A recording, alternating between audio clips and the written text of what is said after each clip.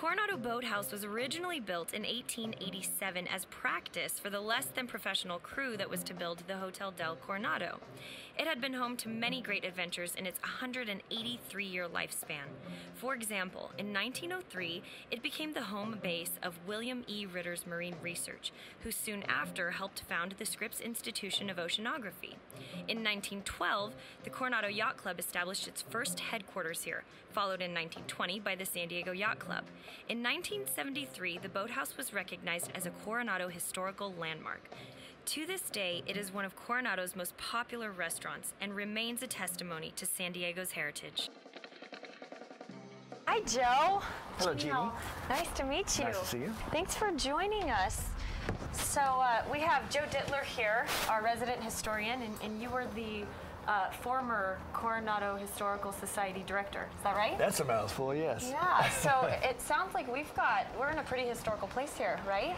You know, it's been said that Coronado has more history per square foot than any place in San Diego County. And I have to say, I agree completely.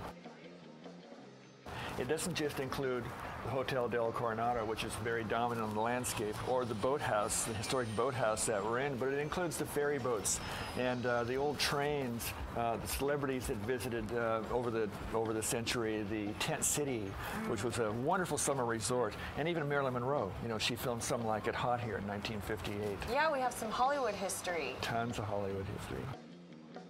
I'm so glad that you've discovered the boathouse, because this is truly one of San Diego's great historic landmarks, but it's also a fantastic restaurant. Yeah. The locals, we hang out here all the time.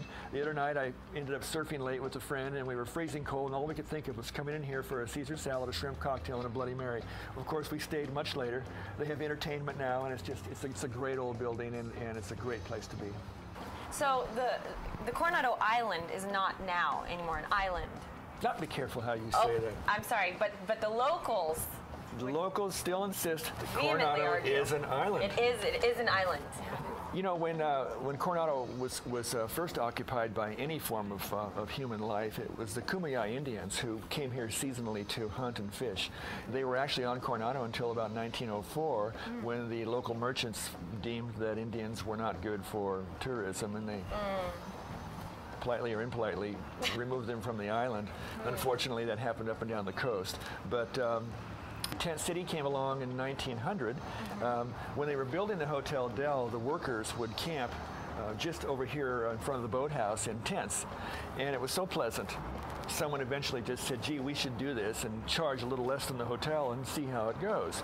And it started out, it was about 3 weeks long and had 100 tents. And by year 3, it was 6 months long and 3,000 tents. It just was phenomenal. Wow. It was just a wonderful place. It was like a 6-ring circus. Wow. Thousands of people would come to visit Tent City, in addition to the thousands that lived here. Wow. You know, one of the fascinating stories about Coronado occurred in New Year's Eve, 1936. There was a 300-foot-long ship that had been weighted down with cement so that it wouldn't rock too much, and it had been outfitted with gambling equipment and dancing. And a floating casino. It was a sin ship. Oh. On New Year's Day, 1937, when it crashed on the beach in a vicious storm, every minister in the land took credit for it.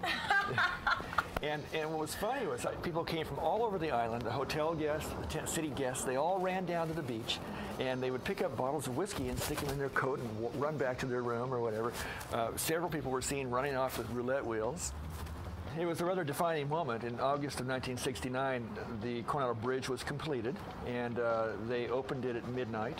And yeah, there was actually an advertised "Take the Last Ferry Boat Ride" theme going around for weeks, and so all of us wanted to be on the last ferry. Well, my friends and I, we were on the last ferry, and it was going to San Diego, and the old engineer turned the engines off and said, "Everybody off, into the Era."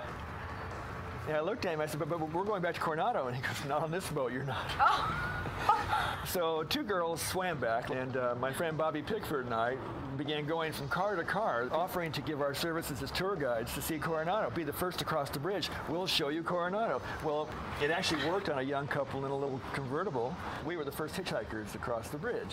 When they were building the bridge, they had a little thin metal catwalk underneath. It's still there.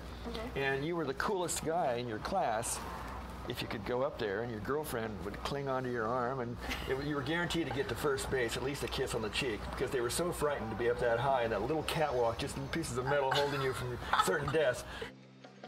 Thank you so much for Well, you're very enlightening us welcome. and the history lesson.